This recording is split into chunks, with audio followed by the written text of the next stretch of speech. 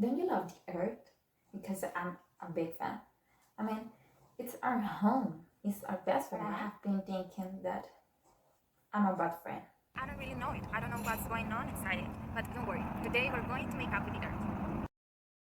But first, where is the geosphere? It is the solid and the rocky part of the Earth. The geosphere is divided into three major layers: the lithosphere, the mantle, and the core. The lithosphere is the Earth's crust, the outermost solid layer of the Earth that we know of. The layer that forms the bottom of the oceans is known as the oceanic crust, and above the layer we are on is known as the continental crust, which has less dense rock so it doesn't sink. The next layer is the mantle, composed of silicate minerals, magnesium, and iron. It is divided into the lower mantle and the upper mantle, or asthenosphere, which is the viscous surface on which the crust floats. There, the lava from volcanoes is stored, and a phenomenon called convection currents occurs.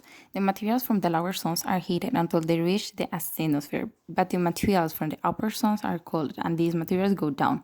This constant movement is what causes the movement of tectonic plates, which can cause geological faults, displacements, or even earthquakes. I don't like earthquakes.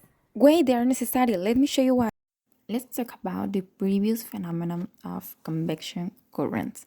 Here we have water at room temperature and a few drops of colorant representing the mantle. When introducing the cup with hot water, the heat that comes from the bottom makes that the colorant ascend by a reduction of the density.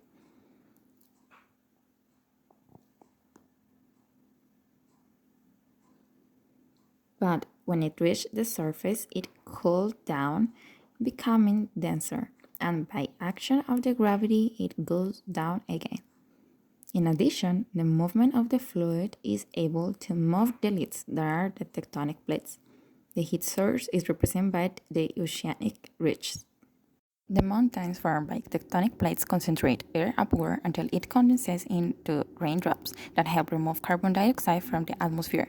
But since we also need to return heat to the atmosphere, the movement of tectonic plates keeps the volcanoes active to return carbon dioxide to the atmosphere. This is how tectonic plates help the carbon cycle necessary for us to live on our planet.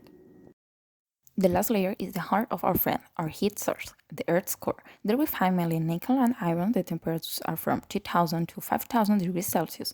The core is divided into the inner core that receives all the pressure of the other layers, so it is in a solid state, and the outer core that is in state of fusion by the high temperatures of the minerals. We did it. Now you're ready to show off your friendship with the earth.